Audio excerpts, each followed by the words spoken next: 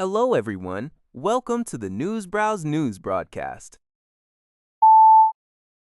Iran has issued a stern warning of imminent retaliation following the seizure of its commercial tanker, Tweed, by U.S. Marine forces near the Strait of Hormuz. According to Metro.k.co, UK, Iran's top military command condemned the U.S. action as maritime piracy and a clear violation of a recently declared two-week ceasefire. They stated that aggressor America fired upon the vessel in the Sea of Oman, disabling its navigation system, and then boarded it with terrorist riflemen. U.S. Central Command, CENTCOM, however, reported that Marines from the USS Tripoli repelled onto the Iranian-flagged ship after it failed to comply with repeated warnings, and the USS Spruance, a guided missile destroyer, intercepted it. The incident occurred as Iranian ports are under a U.S. blockade, a measure imposed after Iran announced a toll for ships passing through the strait. Former President Donald Trump also commented on the event via Truth Social, claiming the Navy blew a hole in the engine room. This escalation follows Tehran's rejection of a second round of peace talks, which came after the U.S. president reportedly threatened to flatten Iran's civilian infrastructure.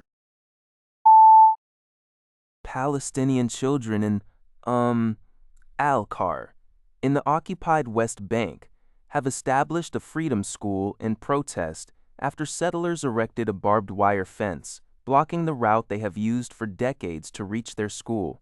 The community reports that soldiers have used tear gas and sound grenades against children as young as 5 who tried to bypass the barrier.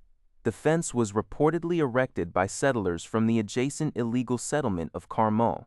For over 40 days, Palestinian schools in the area were closed due to the conflict. When they reopened, the children found their path to school blocked. The community has rejected an alternative longer route that would force children to pass through new settler outposts, citing safety concerns. Residents are also facing imminent demolition orders for their homes. The Freedom School initiative involves children conducting lessons in the open air at the site of the blockade, as the community appeals for international intervention to reopen the path and prevent further displacement. This action highlights the ongoing challenges to education access faced by Palestinian children in the occupied territories.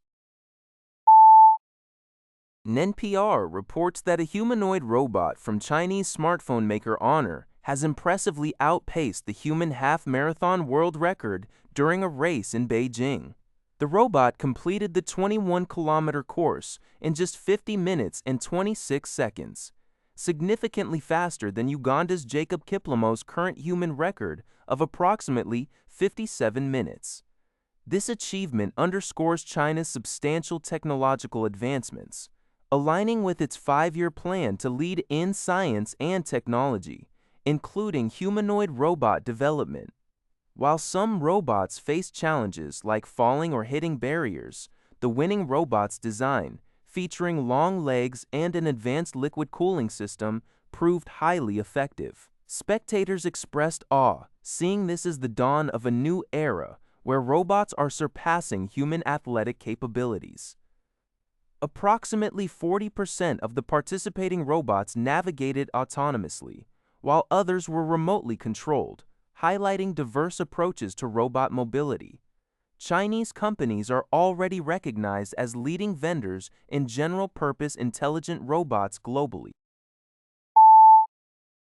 9 news reports that police have unearthed 200 kilograms of cocaine and $100,000 in cash aboard a catamaran in the Tweed River, near the Queensland-NSW border.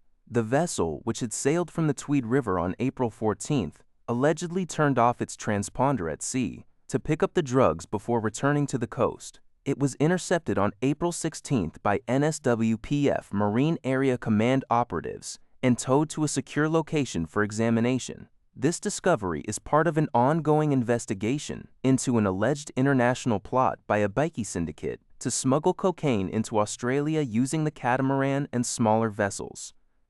A 41-year-old Tweed headsman has been charged with importing a commercial quantity of a border-controlled drug. He was refused bail and is set to appear in court on June 12, facing a maximum penalty of life imprisonment if found guilty.